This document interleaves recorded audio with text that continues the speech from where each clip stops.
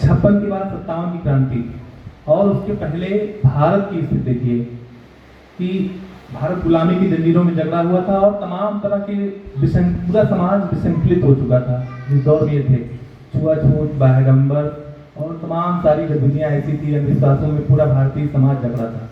उस दौर में इनकी चुनौतियां बढ़ती चली गई। उस तरह के जो साहित्यकार थे, रीत काल के तुरंत बाद आधुनिक काल आता है और भारतीय मंडल के बहुत मजबूत स्तंभ के रूप में प्रताप नारायण मिश्र जी रहे। और आप जानते हैं कि कविता मानवीय संवेदना का सबसे उदात्त और सृजनात्मक व्यवहार है।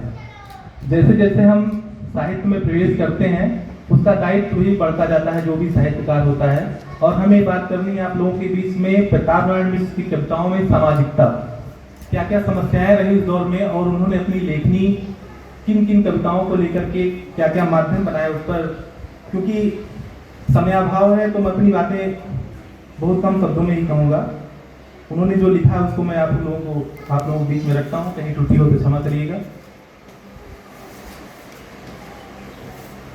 भारतीय मंडल के सभी रचनाकार एक से एक बढ़ते थे, किंतु मिश्र जी की लेखनी की छटा निराली थी। बाल गुप्त ने इनके बारे में कहा है कि एकाध बातों में ये हरिश्चंद्र से भी आगे थे। तमाम तरह, क्योंकि व्यंग्यात्मक शैली इनकी बहुत मजबूत थी और वैश्वारिक की धरती की अपनी एक परंपरा है। हर बातों को व्यंग्य में कहना, और व्यंग्य तीक्ष्ण होता है लेकिन बहुत तेजी से काम करता है। मिश्र जी के समय समाज और उन्होंने विधवाओं की बुरी दशा पर उन्होंने कहा है कि किसके कलेजे में यह बात नहीं खटकती है। उन्होंने लिखा है, कौन करेजो नहीं कसकत सुन विपद बाल विधवन की है, ताते बढ़ के कंदना कान्य कुब्जन कन्यन की है। कान्य कुब्ज कन्याओं के बारे में उन्होंने लिखा है। और मिश्र जी साहित्य में समाज की निर्धनता के चित्र भी खींचते हैं। वो कहते हैं श्रमिक वर्ग की दशा जो है आज भी बहुत अच्छी नहीं है, पहले भी बहुत अच्छी नहीं थी और बुरी थी। तो उस पर लिखते हैं, साग पाक संग रूखो सूखो अन्न खा ही नहीं, मोन महंत अति मिलत रहा ही तरसत से ही हित। और धन संचय करने पर, और एक सबसे बड़ी बुराई थी नशाखोरी और वेश्यावृत्ति।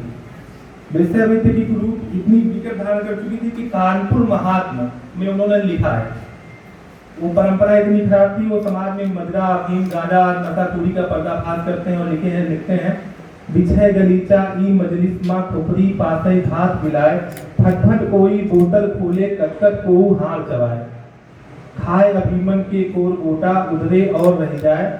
इस तरह की बातें। तदके चिलिए गांजन की मानो बन में लाग दवा। मिश्र जी वेश्यावृत्ति को देश के लिए घातक मानते हैं।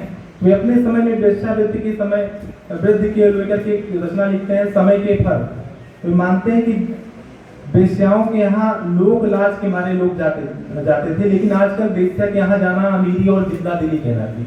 मतलब उस दौर की बात को लिख रहे हैं, क्योंकि वर्तमान समय की बात को करते हैं। ये समाज में फैली बुराइयों का उन्होंने घोर विरोध किया और इसलिए इन्होंने जोर दे करके अपने शब्दों में अभिव्यक्त करने का प्रयास किया। और तमाम सारी चीजें उनकी आज भी प्रासंगिक हैं। अगर मुझसे कोई भूल चूक हुई हो तो मुझे माफ करिएगा।